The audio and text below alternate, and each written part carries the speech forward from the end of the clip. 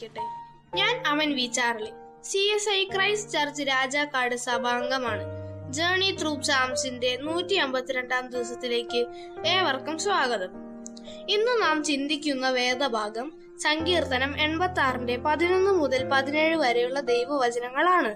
ഇതിൽ നാം കാണുന്നത് ദാവീദ് തന്റെ കഷ്ടതയിലും ദുഃഖത്തിലും ദൈവത്തോട് പ്രാർത്ഥിക്കുന്ന പ്രാർത്ഥനയാണ് ഈ തിരുവെഴുത്തിലൂടെ നാം കാണുന്നത്.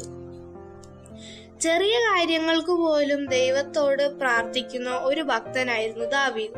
നമ്മൾ ഓരോരുത്തരും ദാവീദിനെ പോലെ ദൈവത്തിൽ ആശ്രയിക്കുന്നവരായിരിക്കണം.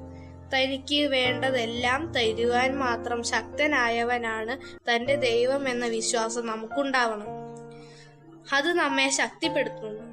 ഇവിടെ ദാവീദ് ദൈവത്തോട് അപേക്ഷിക്കുകയാണ്, അങ്ങയുടെ കൃപ എന്നോട് കാണിക്കണമേ, എന്റെ പ്രശ്നങ്ങളിൽ നിന്നും എന്നെ കരകയറ്റണമേ, എന്റെ മനസ്സ് ചഞ്ചലപ്പെടാതെ കാക്കണമേ, എന്റെ ശത്രുക്കൾ കണ്ട് ലജ്ജിക്കേണ്ടതിന് അങ്ങയുടെ രക്ഷയുടെ അടയാളം എനിക്ക് തരണമേ. ഇതുപോലെ നാം പൂർണ്ണമായി ദൈവത്തിൽ ആശ്രയിച്ചാൽ ദൈവം നമ്മെ കൈവിടില്ല. അവിടെ ദൈവത്തിന്റെ അത്ഭുതകരങ്ങൾ പ്രവർത്തിക്കുന്നത് നമുക്ക് കാണാനാകും. നമുക്ക് പ്രാർത്ഥിക്കാം. ഞങ്ങളുടെ രക്ഷകനായ ദൈവമേ, ഞങ്ങൾ നേരിടുന്ന എല്ലാ ആപത്തിൽ നിന്നും, അപകടങ്ങളിൽ നിന്നും, പ്രലോഭനങ്ങളിൽ നിന്നും ഞങ്ങളെ വിടുവിക്കണമേ. അങ്ങയുടെ രക്ഷയുടെ കരങ്ങൾ ഞങ്ങൾക്ക് കാവലായിരിക്കണമേ.